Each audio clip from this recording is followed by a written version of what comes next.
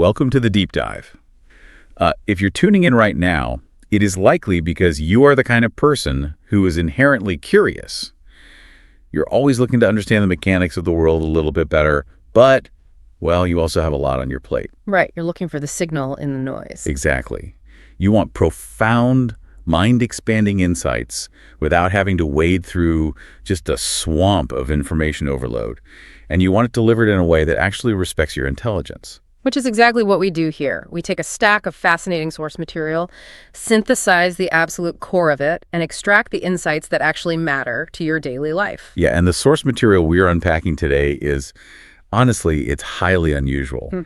But it contains this brilliant psychological framework. It really does. We are looking at a transcript from a C2 level English language learning course. And just for context for everyone listening, C2 is the mastery level. It's the highest possible tier of language proficiency. Great. So a speaker at this level isn't just communicating functionally. They're navigating deep nuance, tone, complex abstract thought. But what makes this specific text so compelling isn't the grammar. It's not about verb tenses. It's the subject matter itself. Yeah, the entire curriculum is built around deconstructing a concept we all deal with every single day, how we articulate our favorites. And what those preferences actually reveal about our underlying psychology. That is the mission for today's deep dive. We're going to explore the hidden, profound complexity behind a deceptively simple statement like, I like pizza. Right. We're going to look at how moving beyond those basic flat statements can literally rewire how you experience your daily routines. We'll examine what your tastes actually broadcast about your identity to the rest of the world. And we will extract the exact mastery level vocabulary that can instantly elevate your own communication, whether you are in a boardroom or, on a first date. It is a fascinating premise because we really rarely think about the weight of our preferences. We treat stating what we like as just a simple transfer of data. Right, just a fact. Exactly, but the reality is the words we choose do not merely describe our reality to other people. They actively shape our internal experience of that reality. So when we lack the language to describe our passions with depth, we inadvertently flatten our own experience of those passions. Precisely. Okay, let's jump right into the anatomy of a preference, because the text uses this incredibly clear comparison to illustrate this. Let's look at the beginner-level statement versus the mastery-level articulation using pizza. The universal example. Right. So the beginner says, I like pizza. It's a functional statement. It transfers a fact, but it is a conversational dead end. It gives the listener absolutely nothing to hold on to, no thread to pull. It is entirely devoid of personality. But the text contrasts this with the C2 mastery equivalent.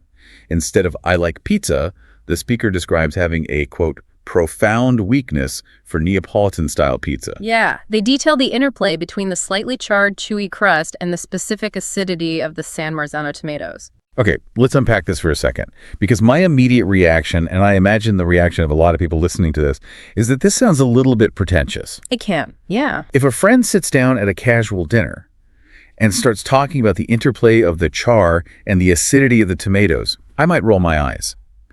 Is there a danger of over-intellectualizing something that is supposed to just be a simple joy? That is a very fair critique, and context is always key here. If you are grabbing a quick slice at 2 a.m, a monologue about San Marzano tomatoes is probably out of place. Right. Read the room. Exactly. But let's look at the psychological shift that is actually happening here. This isn't about being a food snob or showing off your culinary vocabulary to your friends. What is it about then? It is a fundamental shift in how you process the world.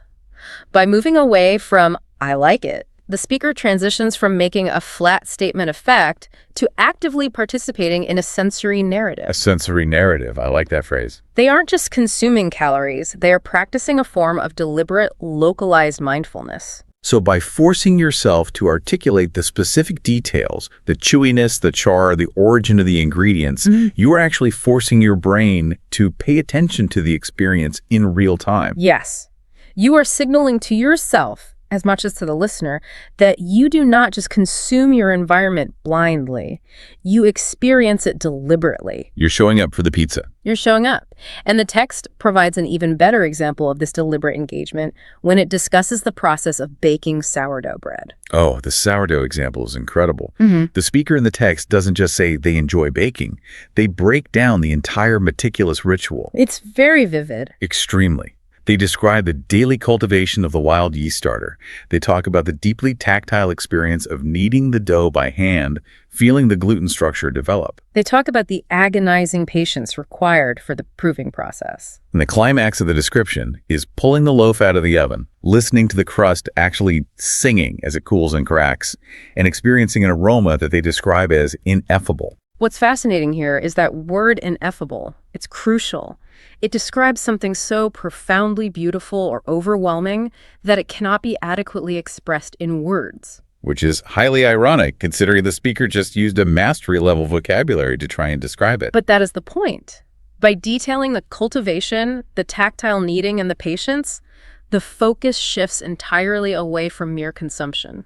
The value is no longer just in eating a slice of bread. Right. The value is entirely in the craftsmanship, the ritual, and the journey. That makes a lot of sense. If you view baking bread just as a way to get a sandwich, kneading dough for 20 minutes is an incredibly inefficient use of time. Absolutely. You can buy a loaf at the grocery store for $3. But if you articulate the process the way this speaker does, you honor the time and effort. You are extracting joy from the friction of the activity. And for you, as the listener, this is a highly practical tool. If you can develop this specific skill, the ability to articulate the minute sensory details of the things you inherently enjoy, you can extract significantly more joy from your mundane routines. So it's about applying this to the everyday stuff. Yes. If you describe the ritual of brewing your morning pour-over coffee with the same reverence as the sourdough baker, paying attention to the bloom of the grounds and the specific temperature of the water, you elevate a completely mundane routine into a daily ritual of appreciation. You actively construct a deeper state of enjoyment. You are essentially building a richer reality through vocabulary. That concept of finding joy in the friction or the ritual leads perfectly into the next major theme of our deep dive. The convenience factor. Right. We live in an era where convenience is essentially treated as a god. Everything is frictionless. But the source material makes a brilliant pivot into the tension between convenience and ritual, using the massive resurgence of vinyl records as the prime case study. The vinyl resurgence is one of the most fascinating behavioral paradoxes of the last 20 years. It really makes no logical sense. None.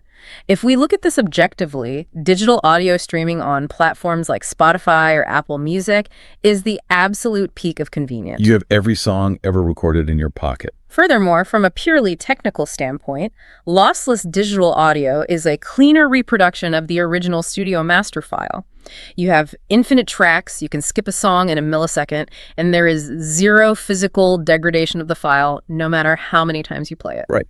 It is objectively superior in almost every measurable metric. And yet, people are spending vast amounts of money to return to vinyl. Why? The text points out that listeners actively crave the warmth of vinyl, which is partly a technical reality of analog mastering, but they also crave the authenticity of the crackles and the pops. They want the imperfections. They want the friction. We have to look at the history of digital music to understand this. The era of the MP3 and streaming was built on compression and algorithms. The algorithm serves you a song it thinks you will like, and if you don't like the first 3 seconds, you skip it. It's totally effortless. And that removes all of your agency and all of your effort. The text highlights that vinyl forces a radical change in your behavior. Because you cannot easily skip a track. Exactly. You have to carefully remove the record from the sleeve, drop the needle with precision, and you literally have to commit to listening to an entire side of an album as a cohesive body of work. You have to physically get up and flip the record over to continue. So the question becomes, why do human beings actively seek out these inconvenient, demanding hobbies? Why do we want the crackle? Why do we want to cultivate wild yeast when the grocery store is right down the street? Because the human brain actually requires a certain degree of friction to assign value to an experience. Wow. Okay. This is closely related to what behavioral economists call the IKEA effect. Oh, the cognitive bias, where we place a disproportionately high value on products we partially created or assembled ourselves. Precisely. When music is entirely effortless and infinite, it becomes disposable background noise. It is completely passive consumption. It's just happening to you. Right. But putting on a vinyl record demands your physical and mental attention. That deliberate friction acts as a mechanism for mindfulness. It forces you into the present moment. You cannot passively consume a record. You have to actively engage with it. Exactly. And this is a moment to look at your own daily habits. Where in your life are you defaulting to the Spotify version of an experience? That's a great question for the listener. Where are you choosing passive, frictionless consumption? Because it is easy when you could be choosing the vinyl version, a deeper, more demanding connection that requires your deliberate attention, but ultimately yields a much greater emotional reward. I think we default to convenience because we are simply exhausted. At the end of a workday, the path of least resistance is incredibly appealing. It's human nature to conserve energy. But the text is making a compelling argument that the things we truly consider our favorites, the things that actually define us and bring us profound joy, are rarely the things that are easiest to consume. They usually require something of us. Which brings us to a very common trap that the source material identifies when we try to communicate these favorites to other people. Here's where it gets really interesting. We frequently confuse a favorite with what is objectively the best. This is a massive pitfall, and I see people do this all the time. Someone will ask you what your favorite movie is, and instead of just answering honestly, you feel this intense pressure to name a critically acclaimed, Oscar-winning masterpiece. Even if you secretly just love a goofy 90s action movie. Exactly. We feel this underlying societal pressure to justify our preferences with objective data. The text provides a very clear contrast to break this habit. If you are discussing the safest car on the market or the most nutritious meal, you are operating in the realm of objective standards. You can cite crash test ratings, or you can measure macronutrients and vitamin density. Those are empirical facts. But a favorite is an entirely different categorical entity. A favorite is purely unapologetically subjective. And the example the text uses to illustrate this is so universally relatable. A grandmother's macaroni and cheese. It is the perfect illustration. The speaker admits freely that their grandmother's mac and cheese would never win a Michelin star. A professional food critic would probably tear it apart for using processed cheese or overcooked pasta. Objectively, it is not the best culinary dish. But that empirical judgment is completely irrelevant. It remains their absolute favorite meal because it evokes a profound, irreplaceable sense of nostalgia, safety, and childhood security. This dives right into how human memory, emotion, and our physical senses are entangled. The text explicitly links this to the concept of the Proustian moment. We should definitely explore the actual science behind this because it explains so much about why we love the things we love. Okay, let's break it down. For those who might not know, the term Proustian moment originates from the French novelist Marcel Proust. Yes, in his work, In Search of Lost Time, the narrator eats a Madeleine cake that has been dipped in linden tea. And the specific, complex sensory input of that taste and smell instantly, involuntarily unlocks a massive, vivid flood of forgotten childhood memories. It is a visceral transportation to the past. But this isn't just literary romanticism. There is hard neuroscience backing up why grandmother's mac and cheese or a specific perfume can literally time travel your brain. Absolutely. It comes down to the anatomy of the brain. When you see something or hear something, that sensory data goes to the thalamus, which acts as the brain's switchboard, and then it gets routed to the appropriate processing areas. It is a relatively logical, multi-step process. But smell and taste are different. Very different. The olfactory bulb, which processes smells, has a direct, unfiltered neural pathway to the amygdala, which processes emotion, and the hippocampus, which is responsible for associative learning and memory. So smell and taste literally bypass the brain's logical switchboard and go straight into the emotional and memory centers. Yes, there is no logical filtering. That is why the smell of a specific brand of sunscreen can instantly make you feel the exact emotional cocktail you felt on a family vacation 20 years ago. The emotional response happens before your logical brain can even identify what the smell is. Therefore, when a favorite is intrinsically linked to these deep neural pathways of personal history and emotion, it becomes completely impervious to objective criticism. You cannot argue with the hippocampus using a Michelin star rating. Exactly. Impervious to objective criticism. That is incredibly liberating. If you are listening to this, realize that you are completely freed from the burden of objective defense. You do not need to justify your preferences to anyone using logic or critical consensus. Emotional resonance is a standalone, fully valid metric. If a highly synthesized, arguably terrible pop song from 2004 brings you immense joy because it was the soundtrack to a perfect summer road trip with your best friends, it is a valid favorite. You do not have to pretend it has a complex, brilliant musical composition. It is a massive relief. It is. However, the text adds an important caveat here. Just because our favorites are deeply anchored in our personal history does not mean they are permanently static. Right. As we move through life, Our history expands, our experiences broaden, and therefore our palates and our preferences inevitably evolve. And that evolution of taste actually mirrors deeper shifts in our own personalities.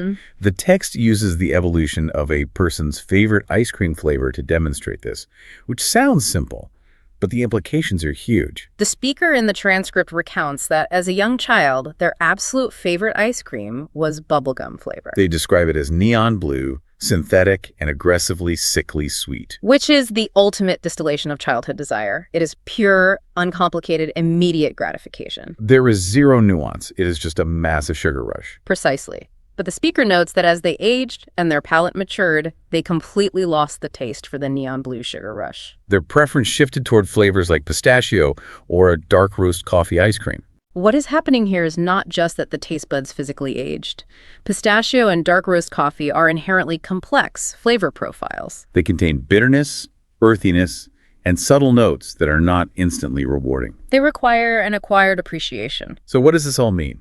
This isn't just about dessert. It feels like the text is pointing toward a much larger sociological concept.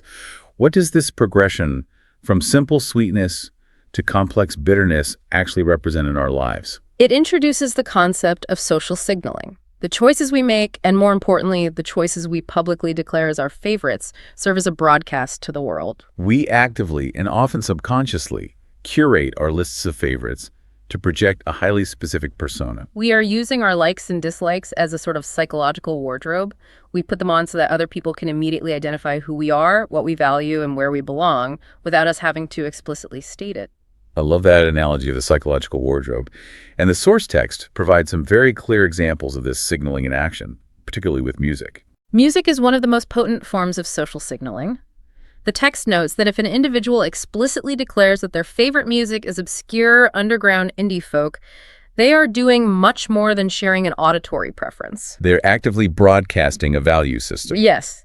They are signaling to the listener that they value authenticity over commercial success, that they align with countercultural movements, and that they perhaps view themselves as intellectually independent from mainstream pop culture. Right. And conversely, if someone declares a profound, passionate love for classical opera, they are signaling a completely different set of values. They are projecting an image of sophistication, refinement, and appreciation for complex artistic architecture, and a connection to historical high culture. They are fundamentally telling the world which tribe they belong to. Human beings are deeply, unavoidably social creatures. For the vast majority of our evolutionary history on the savannah, survival depended entirely on group cohesion. You could not survive alone. So belonging was literal survival. Today, in modern society, we rarely form our primary tribes based strictly on geographic survival. We form our tribes based on shared cultural affinities.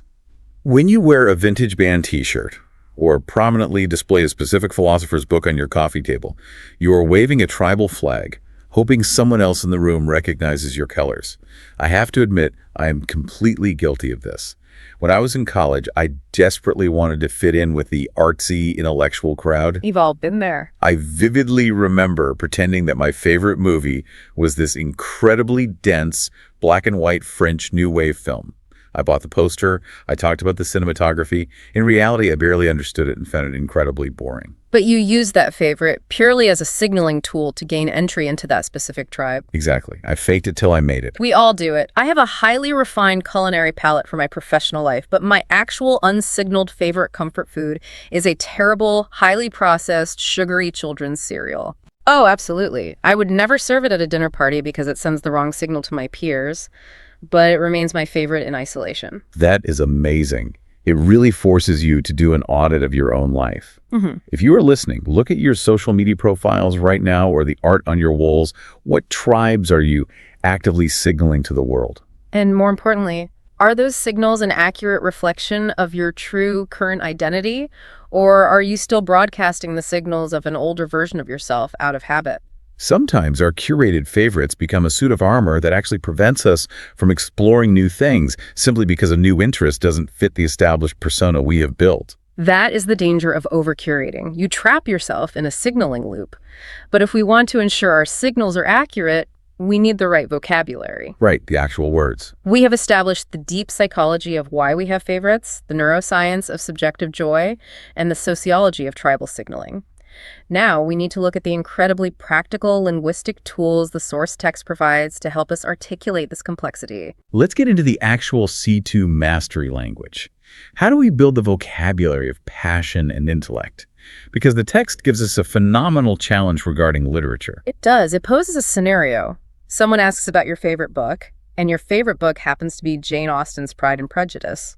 The text insists that you cannot simply reply, "It is a good love story." You cannot, because saying it is a good love story flattens a brilliant, multi-layered masterpiece. It reduces a complex work of literature to its most generic, basic plot mechanic. It tells the listener absolutely nothing about your intellectual engagement with the text, the historical context, or your appreciation of the author's craft.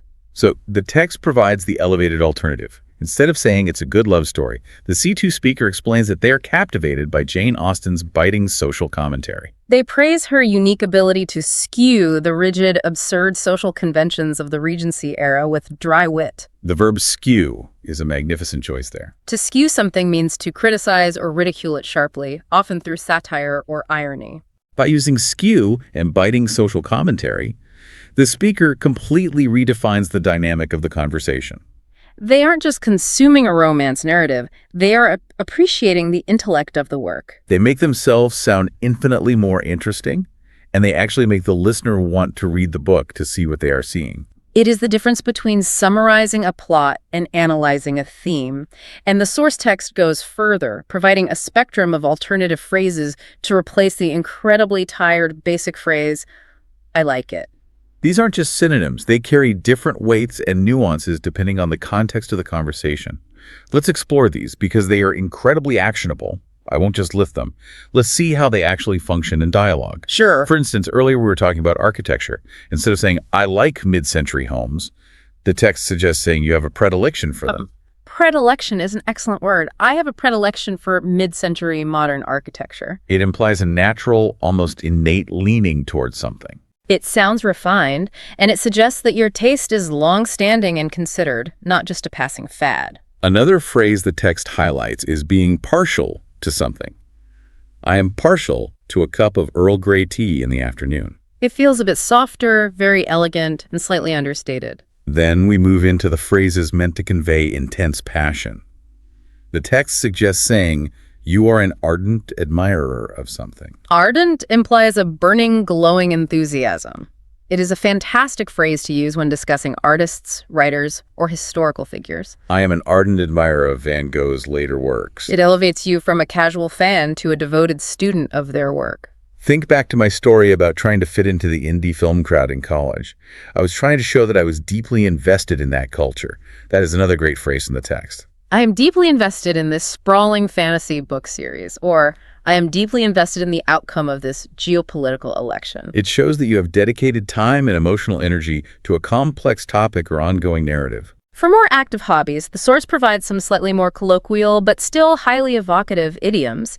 It suggests saying you are completely hooked on something. I am completely hooked on rock climbing. It effectively conveys the addictive, visceral, cannot get enough feeling that comes with a new, thrilling pursuit. The text also mentions the idiom head over heels, but there's a very specific nuance we need to clarify here. Yes, head over heels is almost exclusively reserved for romantic love or profound interpersonal infatuation. You would not normally say you are head over heels for a new type of pizza unless you are deliberately playing with the language for a comedic, exaggerated effect. That is a crucial distinction. The mastery of a language isn't just knowing the words, it is knowing the appropriate context for those words. And speaking of context, the expert in the source material issues a very specific practical warning about one word that modern society overuses constantly, the word obsessed.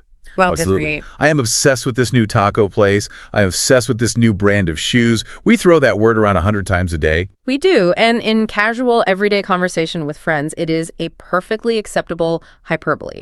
However, the text strongly cautions against using obsessed in formal or professional contexts. If you are in a boardroom, a high-stakes academic setting, or networking with an important new contact, saying you are obsessed with a marketing strategy or a software tool can sound ungrounded. It can make you appear prone to exaggeration, lacking the measured, analytical tone expected in those environments. That is a great piece of advice. Keep obsessed for the group chat and use deeply invested or an ardent admirer for the boardroom. The text also clarifies another really subtle but philosophically important distinction, the difference between a preference and a favorite. Yes, a preference is categorized as a general broad leaning. You might have a preference for red wine over white wine or a preference for window seats over aisle seats. It is a categorical choice. But a favorite is singular, specific, and as we discussed with the Proustian moment, deeply sentimental. Your preference is red wine. Your favorite is the specific bottle of 2015 Cabernet that you drank on your 10th anniversary in a tiny restaurant in Italy. The preference is the category. The favorite is the emotional connection. That is beautifully summarized. Now, as we transition into the final major section of our source material, the text does something brilliant. It takes all of this theoretical psychology, the tribal signaling, the sensory narratives, the emotional connections, and applies it directly to the hard science of cognitive learning. It reveals the underlying educational philosophy of the entire C2 mastery course. The text asks a foundational question.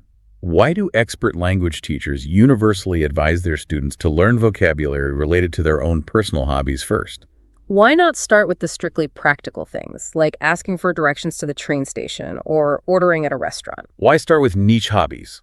To understand this, we have to look at a core concept in cognitive science and linguistics known as the affective filter. If we connect this to the bigger picture, this was heavily theorized by linguist Stephen Krashen, right? Yes, and it explains why we can sometimes study for hours and remember nothing, while other times we absorb information effortlessly. Let's break down the affective filter for everyone, because this is a concept that applies to every single thing we try to learn in life, not just languages. What is mechanically happening in the brain? The affective filter is an invisible psychological barrier that dictates how receptive your brain is to encoding new information into long-term memory. When you are bored, highly stressed, anxious, or completely emotionally detached from the subject matter, your affective filter is high. In neurological terms, stress activates the amygdala, which essentially acts as a blocker, preventing information from efficiently reaching the prefrontal cortex where complex learning and memory consolidation occur. The wall is up. I think everyone has experienced this. You are staring at a dense textbook, reading the exact same paragraph 5 times over, and you realize you have absorbed absolutely zero information. The words are just bouncing off the wall. Exactly.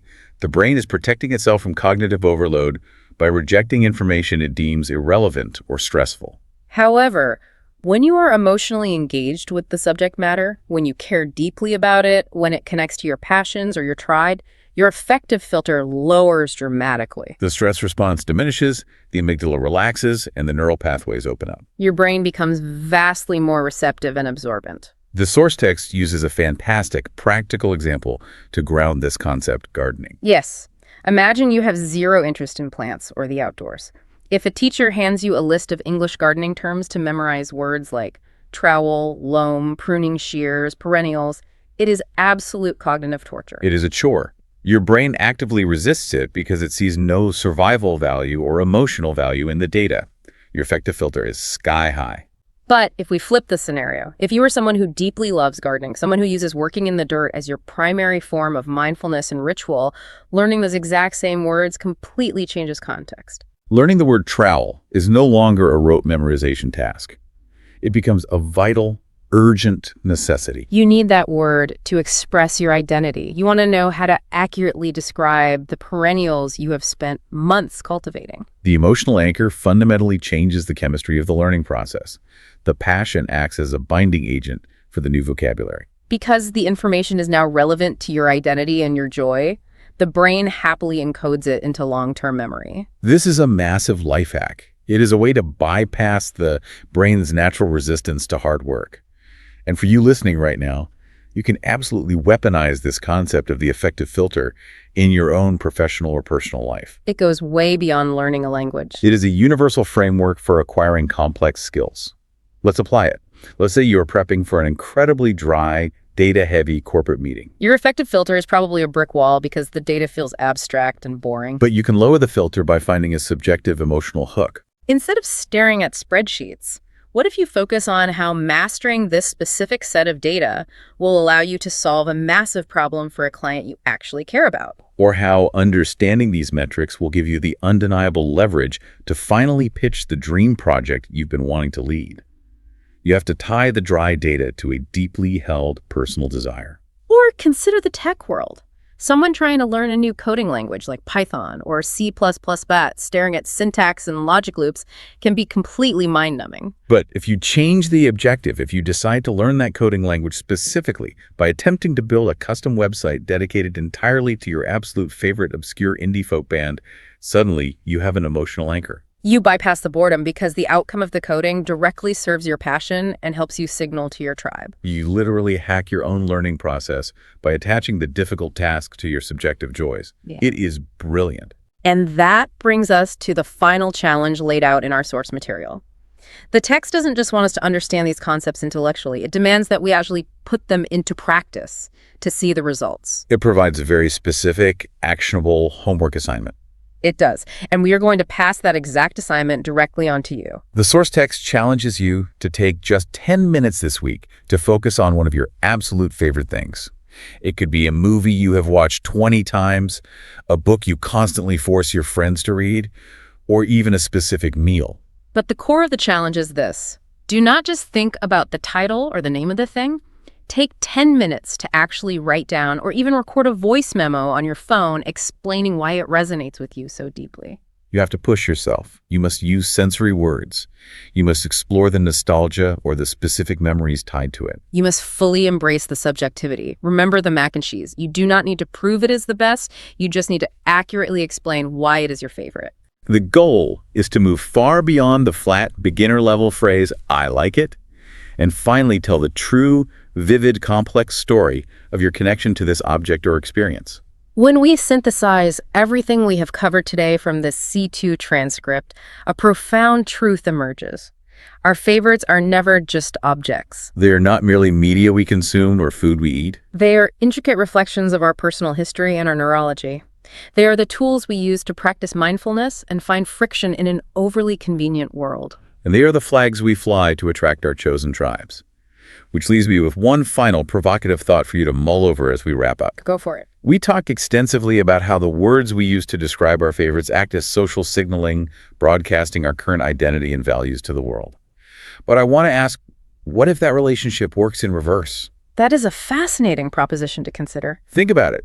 If your vocabulary broadcasts your identity, what happens if you consciously, deliberately change the vocabulary you use starting tomorrow? Could deliberately articulating a profound sensory appreciation for a totally new subject, say, deeply researching and speaking passionately about classical opera, when you have only ever identified as an indie rock fan, could that actually reverse engineer your identity? Could consciously changing the words you use literally change the architecture of who you are, and in the process, attract an entirely new, unexpected tribe of people into your life? It suggests that we are not just passive victims of our past preferences.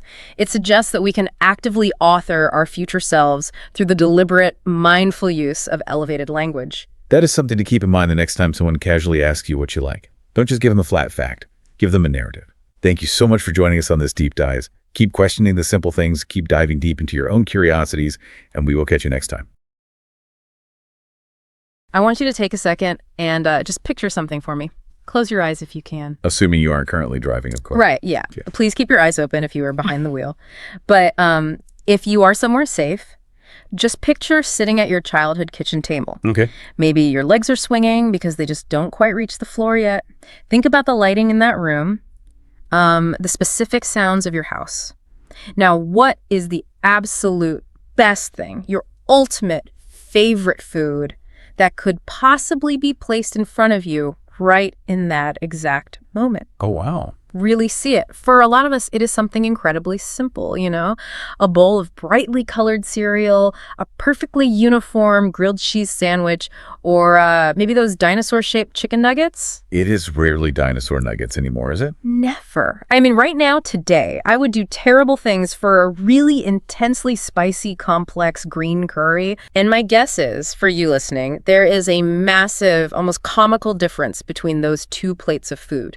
That gap, that total transformation of what you consider to be good or desirable is exactly what we are digging into today. Welcome to the deep dive. The transformation is fascinating because, we spend so much of our lives defining ourselves by the things we supposedly love. We build entire identities around our preferences. We really do. And the material we are unpacking today comes from a pretty unexpected place, actually. Yeah, this isn't a typical psychology journal. Exactly. We are looking at an excerpt from an advanced C2 level English language learning conversation. Which is brilliant, by the way. It is. On the surface, it's just this tool designed to help non-native speakers master complex vocabulary, nuance, and, well, natural conversational flow. But when you strip away that pedagogical aspect, the language learning part, there is an incredibly rich, hidden layer of psychological insight packed into this dialogue. It really is. The speakers in this material are tackling the evolution of taste, nostalgia, and the underlying psychology of our dislikes. So our mission today is to decode the concepts they touch upon. We're going to look at that evolution of taste, how nostalgia and our physical environment literally rewire our neurological preferences, and, perhaps most intriguingly, the surprising psychological code hidden behind the things we actively despise. Because the overarching theme here completely flips how we usually think about our own identities. We tend to treat our favorites as these permanent badges of honor. Right, like saying, I am a person who loves this specific indie band, or I am a person who absolutely hates mushrooms. Exactly. As if these are fixed, immutable traits carved right into our DNA. But the reality presented in this discussion is that our preferences are incredibly fluid. They really are. They are evolving markers of our personal journey, not static destinations. If you view yourself as a finished product, you fundamentally misunderstand how human psychology operates. An evolving marker of our journey. I love that phrasing. So let's start at the very beginning of that journey then. How exactly do we transition from craving complete, utter simplicity like that childhood plate we were just imagining, to suddenly demanding complexity? Well, the material highlights this misconception of permanence beautifully by focusing on the childhood mac and cheese phase. Oh, the classic. Right. Most children go through a period where they want food that is comforting, predictable, and bland. Which is funny because as an adult, calling a meal bland is basically the worst insult you can give the chef. True, but for a developing human brain, bland is actually a biological safety net. How so? From an evolutionary perspective, the brain initially craves predictability, because anything unpredictable could be dangerous. Bitter or complex flavors in nature. They often signal toxicity. Oh, like poisons. Exactly. So the child's brain says, give me the bright orange pasta. I know exactly what it will taste like every single time. It is safe caloric energy. Give him the neon powder. Yes. But then we grow up, and the palate changes. The speakers in the material contrast this childhood baseline with the adult palate, which gravitates toward much more complex flavor profiles. They specifically mention things like sushi or Thai cuisine. So what is the psychological shift taking place there? Because it's not just our taste buds aging, right? No, it is profound. We move from a state of seeking comfort to a state of seeking stimulation. In our early developmental stages, the entire world is chaotic. It's loud, it's constantly new. Everything is a first-time experience. Precisely. So we find our necessary safety in the predictable. But as we mature, our baseline for safety is firmly established. We understand how the world works. And at that point, the brain begins to desire novelty. It gets bored. Yes. It actually wants a challenge. It actively seeks out the intricate, overlapping spices of Thai cuisine or the unique, unfamiliar textures of raw fish in sushi. It makes me think of learning to ride a bicycle. When you're a kid, your palate is essentially on a bike with training wheels. You want the flat, paved driveway. Right, no surprises. Zero surprises, no bumps, no sudden drops. But adult tastes, that is off-roading. You want the bumps, you want the sharp turns, the unexpected terrain. That friction is where the thrill actually comes from. That analogy holds up really well. And it leads to a much broader extrapolation that they take upon in the text. Does this culinary evolution mirror other life changes? Oh, that's interesting. Because if the palate's maturation is just a physical manifestation of internal psychological development, we should see this pattern everywhere. Okay, let me test that theory.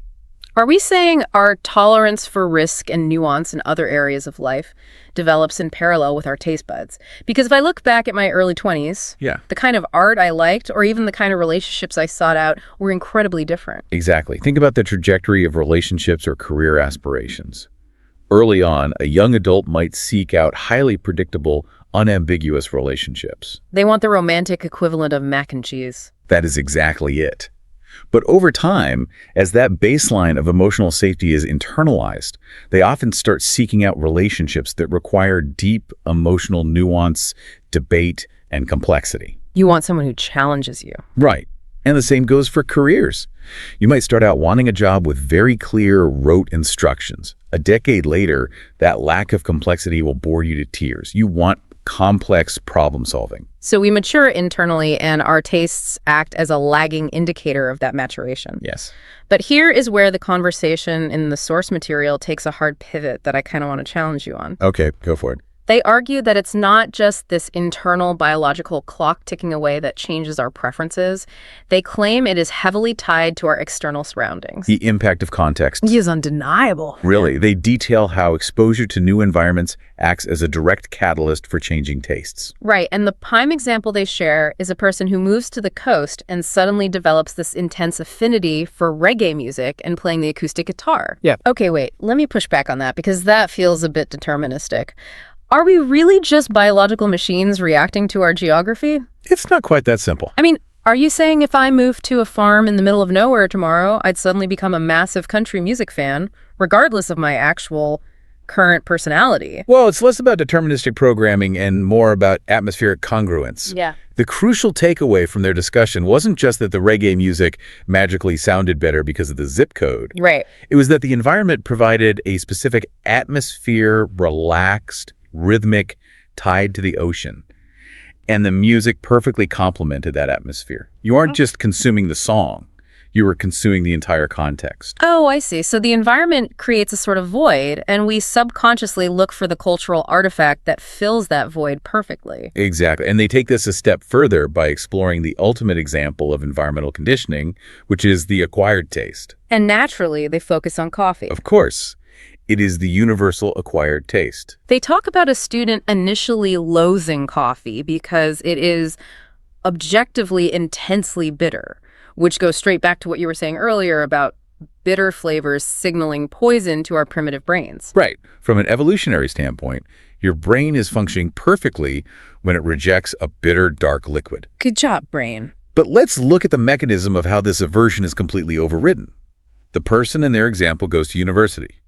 They are hit with late-night study sessions, immense pressure, and a biological need to stay awake to survive academically. So the bitter drink becomes a strict utilitarian necessity. Exactly. And then, almost magically, this pure utility transforms into a morning ritual and genuine, deep affection for the taste itself.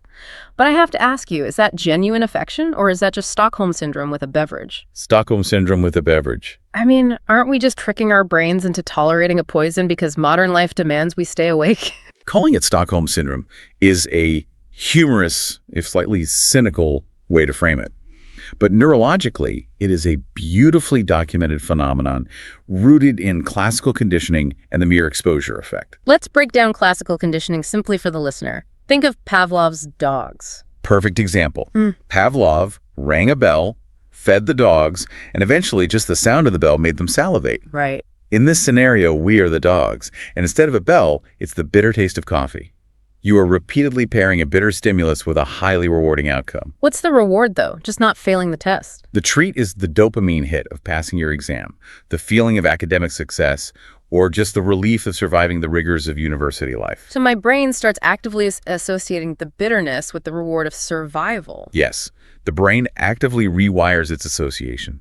It overrides the initial evolutionary aversion to the bitterness because the modern reward social and academic survival is so incredibly high. That is wild. And layered right on top of that is the mere exposure effect, which states that humans tend to develop a preference for things merely because they are familiar with them.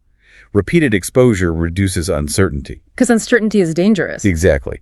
Eventually, the brain strips away the need for the late-night study session altogether, and you are left simply loving the stimulus itself. Okay, that is slightly unsettling. It challenges the very core of individual identity. How so?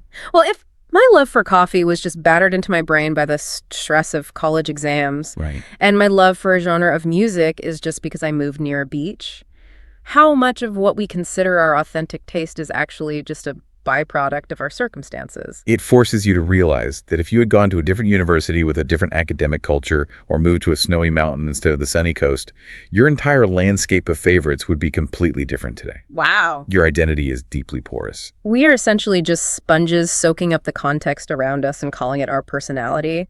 That is a lot to process. It is a profound realization. But if context and environment are shaping our present tastes in real time, the material also explores what cements those tastes long term. And that brings us to the immense, sometimes terrifying power of memory.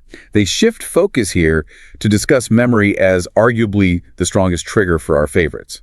But they are very specific. They aren't talking about visual memory or auditory memory. They are focusing on olfactory memory, the sense of smell. Yes. This leads to one of my absolute favorite words in the English language, which they highlight beautifully in the text, petrichor. It is a great word. For you listening, if you aren't familiar with this word, it is the distinct, earthy scent that is produced when rain falls on dry soil. It is a highly evocative term, chemically related to a compound called geosmin that soil bacteria produce. Just the word alone almost triggers the smell for me, and the speakers point out how this specific scent has the power to instantly, violently transport a person back to their childhood summers. Yes, violent is almost the right word for it.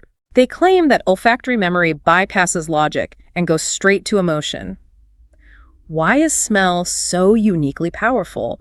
Why doesn't hearing an old song hit us with the exact same biological force? It comes down to the physical wiring of the brain.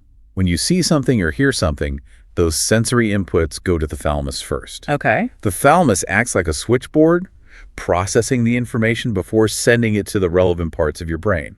It's a logical relay. It's checking the data. Exactly. But smells are different.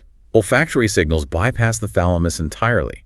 They route directly to the olfactory bulb, which has a direct, unmediated connection to two key areas: the amygdala, which processes emotion, and the hippocampus, which is responsible for associative learning and memory. So there is literally no logical filter at all. None. You don't think about the smell of rain or process what it means. Right. You simply feel the memory it is attached to before your conscious brain can even catch up. That perfectly explains the other example they used, the grandmother's cookies. Yes, the cookies. They note that these cookies weren't some culinary pinnacle of baking. They probably used cheap margarine and way too much sugar. They wouldn't win any awards. No Michelin stars for the grandmother. Right. But they remain a staunch favorite because they represent safety and unconditional love. Which proves a massive point about human nature. A favorite object, food, or scent is often just a vessel for the memory. It has absolutely nothing to do with objective quality. We aren't walking through life performing a blind taste test, evaluating things on pure merit. Not at all. We're choosing favorites based entirely on the emotional associations we have unconsciously mapped onto them. I think we subconsciously seek out modern equivalents of these sensory vessels all the time. Give me an example. Well, in a world that feels completely unpredictable, chaotic, and loud, we buy $20 candles that smell like a specific kind of campfire. Or we spend 3 hours baking a specific complicated recipe, not because we are actually hungry for it, but because we are starving for the feeling of safety it gave us 20 years ago. That is incredibly accurate. We use these sensory triggers to artificially regulate our modern anxiety. I want you, the listener, to do an audit right now. Think about a smell that instantly makes you feel 7 years old again. For me, it's the smell of a very specific cheap brand of coconut sunscreen mixed with chlorine. Oh, the municipal pool smell. Exactly. The second I smell it, I am not a podcast host. I am a kid at the local pool without a single care in the world. Notice how fast that feeling hits you when you think about your scent. It acts as a biological time machine. Now, we've spent all this time talking about what we love, what we crave, and what makes us feel safe. But the discussion takes a brilliant turn here. If our favorites show us our comforting memories, what do our least favorite things show us? This brings us to the concept they refer to as the reverse mirror.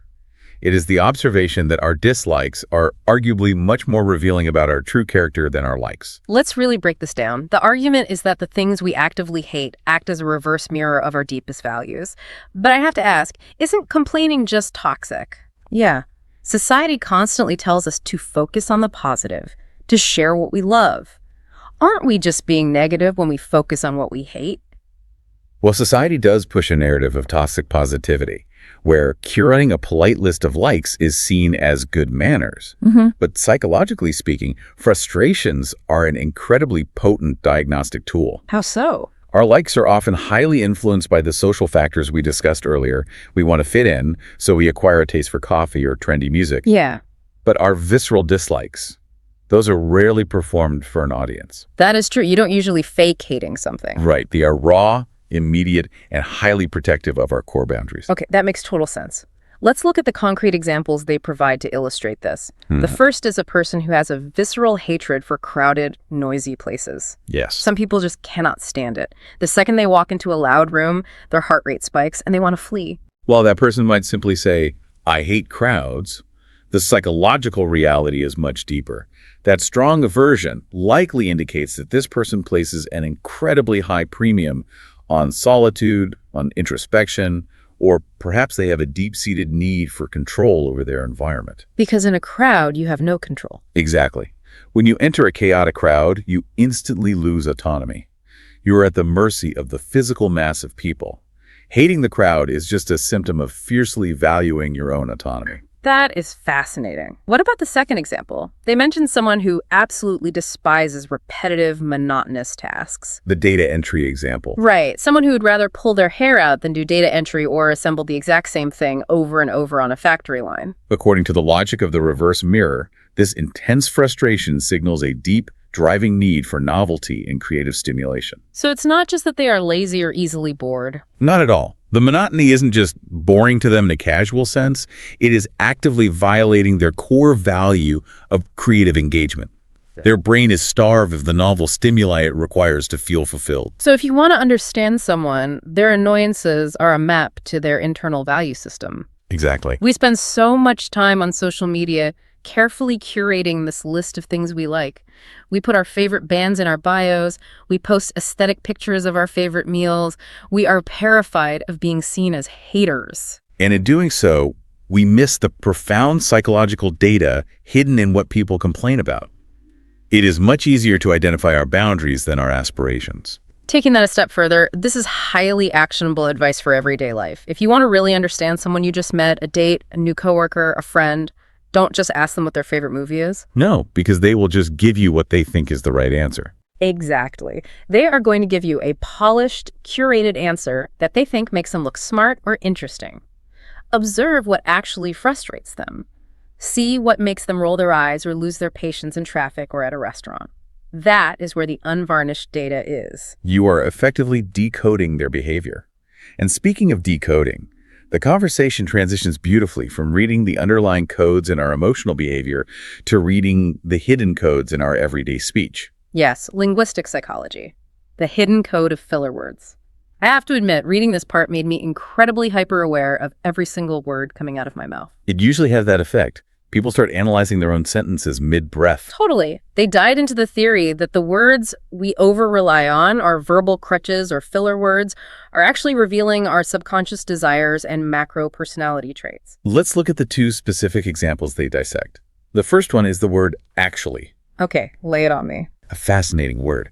They posit that a person who constantly peppers their sentences with actually is revealing a subconscious desire to correct others, or to assert precision and authority in the conversation. They're constantly micronavigating the dialogue to ensure exactness. Right. Well, actually, it happened on a Tuesday. This reflects a macro personality trait of deeply valuing accuracy and perhaps a slight need to establish intellectual dominance in the room. But let me play devil's advocate here for a second. What if it's just a nervous tick? What do you mean? What if someone just picked up the word actually from a parent or a friend and they are just filling dead air while their brain loads the next sentence? Does it have to mean they secretly want to control the conversation? It's a fair counterpoint. Not every single utterance of a filler word is a window into the soul. Linguistic contagion, picking up phrases from those around us, is very real. Right. However, linguistic psychology argues that which words stick with us out of the thousands we are exposed to is not random. The brain selects the filler words that best align with its internal framework. Oh, I see. You might pick up actually from a friend, but if you adopt it as your primary verbal crutch, it's because the function of that word clarification, minor correction, resonates with your internal values. Okay, I buy that. What about the second example, the word basically? The contrast actually with basically. A person who leans heavily on basically is signaling a completely different set of values. How so? Think about a sentence like, basically, we just went to the store and went home. They were demonstrating that they value simplification. They want to cut through the noise, the details, and the nuance, and get straight to the efficiency of the core point. They prioritize the bottom line over the journey of the story. It's amazing because we tend to think of language just as a neutral tool we use to pass a message back and forth, but it is an active, real-time broadcast of who we are. We're constantly leaking our personality traits through these tiny microhabits of speech. What about a word like literally? I hear that constantly. While not explicitly in the text we are analyzing, literally, used as an intensifier rather than for literal accuracy, often points to a speaker who feels a deep need for their emotional experience to be validated. Oh, wow. They want you to understand the scale of their feeling, prioritizing emotional truth over factual truth. Which makes me wonder, if microhabits reflect macro traits, can the street run both ways? Explain. If I consciously force myself to change my filler words, could I reverse engineer a change in my mindset? Like, if I force myself to stop saying actually, would I eventually become a more laid-back, less precision-focused person? Behavioral psychology certainly suggests that changing external actions can slowly mold internal perspectives. This is the foundation of cognitive behavioral therapies. Right. Fake it till you make it. In a way, by actively suppressing the urge to correct via the word actually, you force yourself to let minor inaccuracies slide. Over time, you might inadvertently train your brain to be more accepting of conversational ambiguity and less reliant on conversational control. I am definitely doing a mental audit of my own filler words after this, and I really challenge you listening to do the same. Think about the last long conversation you had. What words did you use to fill the gaps? What are you subconsciously broadcasting to your coworkers or your family? It requires a high level of self-awareness. Nah. But to follow the narrative arc of our material, we have to move away from these abstract linguistic favorites and ground ourselves back in the physical, tangible world. Right. Specifically, they examine our attachment to objects that are purely functional rather than aesthetic. Moving from the words we use to the stuff we literally carry on our backs. They introduce this concept of the worn-in factor and utilitarian affection. The central question here is why we attach profound sentimental value to inanimate objects that serve a strict, practical purpose, often long after they have lost any aesthetic appeal. They provide two highly relatable examples, starting with a fraying backpack. Yes, the old backpack. I think almost everyone has a version of this backpack. They describe it as aesthetically displeasing. It's falling apart at the seams, maybe the zipper sticks, the color is faded, but crucially, it fits their laptop perfectly. It has the exact right number of pockets in the exact right places, and it has traveled the world with them. And despite its dilapidated state, the owner adamantly refuses to replace it. The second example they offer is an old, beaten-up leather jacket. This one hit home for me. I have this horribly ugly neon green windbreaker from my college days. My spouse begs me to throw it out on a monthly basis. But you keep it. I do. The elastic is shot, it has a stain on the cuff, but I was wearing it when I got the phone call for my first real job offer. When I put it on, I don't see ugly neon green. I see that specific moment of triumph. It acts exactly like the leather jacket they describe in the text. It's armor. It boosts my confidence. It isn't just an article of clothing anymore. It has ascended to the status of a sentimental artifact. Do you have something like this? I have a remarkably battered stainless steel travel mug. Let's hear it. It has a dent on the bottom that makes it wobble slightly when you set it down. Aesthetically, it belongs in the recycling bin. But I had it with me during the entirety of writing my doctoral thesis. Throwing it away feels akin to discarding a loyal companion who helped me survive a difficult era. So what is the psychology behind this comfort and reliability? Why do we anthropomorphize bags and jackets and mugs? It goes back to the idea that these objects absorb our history. The physical wear and tear, the fraying seams on the backpack, the scuffs on the leather jacket, the dent in my mug literally become a map of our lived experiences. A map? There is a psychological concept known as enclothed cognition, which suggests the clothes we wear actually influence our psychological processes. When you put on your neon green windbreaker, your brain physically recalls the confidence of that job offer. The object is a conduit. It's like the object proves we were there. We survived the trip, we weathered the storm, and the object has the physical scars to prove it alongside us. It is tangible proof of our existence and endurance. Which highlights a massive tension in modern society. We live in an era of hyper-consumerism where the driving economic narrative is to constantly upgrade, to replace the old with the shiny and new, to optimize everything. But that conflicts with this deep, fundamental human need for worn-in reliability. We don't want a new stiff backpack. We want the backpack that has already yielded to the shape of our laptop and our shoulders. We want the things that know us. Precisely. And recognizing the value of that worn-in mug or that frayed backpack leads directly into the final synthesizing philosophy offered by the speakers in our material. The grand finale of this psychological journey. We've gone from evolving palates and classical conditioning to the diagnostic power of our dislikes, through the linguistic microhabits of our speech, all the way to ugly neon windbreakers. What is the ultimate takeaway they want us to leave with? Their discussion culminates with a very clear, resonant directive. Prioritize authenticity over trends. Which sounds simple, but is incredibly difficult in practice, especially now. They explicitly point out the intense, pervasive pressure, particularly in the age of social media, to curate a list of favorites that you feel you should like. There is immense social capital tied to performing the correct preferences. The pressure to list the cool, obscure indie music, to display the trendy, intellectual books on your shelf, even if you haven't read them, to wear the most fashionable clothes. The material provides very clear advice against this. They urge the listener, do not perform your preferences for an audience. Don't perform your preferences for an audience. But let's be real for a second. Sometimes you have to fake it to fit in, right? If you start a new corporate job, you might fake an interest in golf. Or if you are on a first date, you might pretend to like a movie so you don't kill the vibe. Is performing your preferences really that dangerous? In the short term, as a social lubricant, it is a common human behavior. But they are warning against the long-term psychological damage of making it a lifestyle. As we have analyzed throughout this entire discussion, our tastes are deeply complex.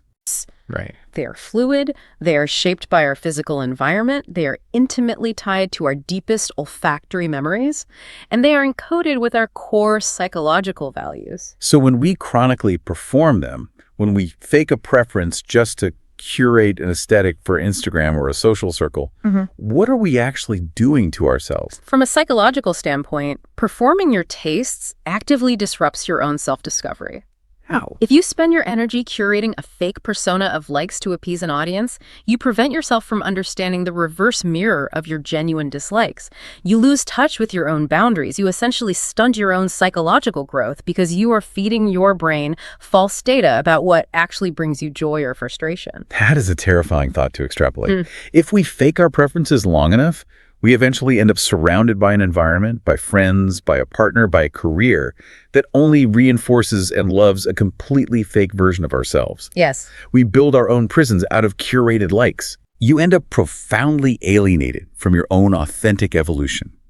This is why the speakers so strongly advocate for genuine, unpolished experimentation. They urge the listener to step out of the curated comfort zone. Try that genre of music you are convinced you hate.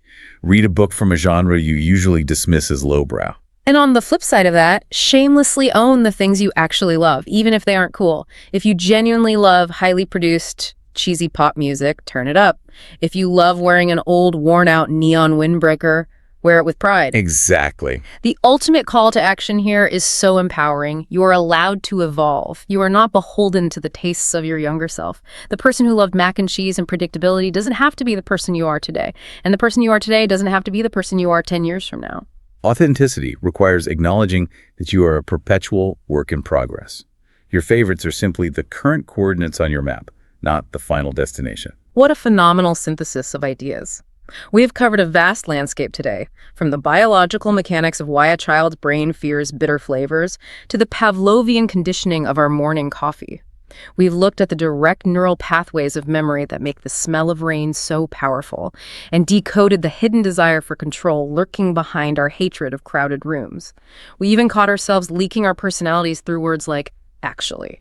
If there is one core insight to take away, it is that your unique combination of evolving likes and revealing dislikes makes up an incredibly complex ongoing code. You aren't just a static list of preferences, you are a dynamic system, constantly writing and rewriting that code every single day based on your experiences, your environment, and your emotional needs. Which brings us to a final provocative thought to leave you with today. We've established that our tastes naturally evolve based on our environment, like the coast making us love reggae, and we've learned that our dislikes act as a reverse mirror, protecting our deepest, most vulnerable values. So, what would happen to your core identity if you intentionally forced yourself to fully immerse in an environment you currently despise? That is a big question. If you absolutely hate crowded, noisy places, what would happen if you forced yourself to live in the center of a chaotic metropolis for a year? Because if exposure naturally changes our palate and our hates are just protective mirrors, could our ultimate favorite version of ourselves actually be hiding inside the very things we currently run away from? That is a deeply challenging, profound question to consider. It asks us to look at our aversions not as walls, but as doors. Something to mull over the next time you encounter something you think you hate. Thank you so much for joining us on this deep dive. Stay curious, don't be afraid to analyze your own evolving code, and keep learning. We'll catch you next time.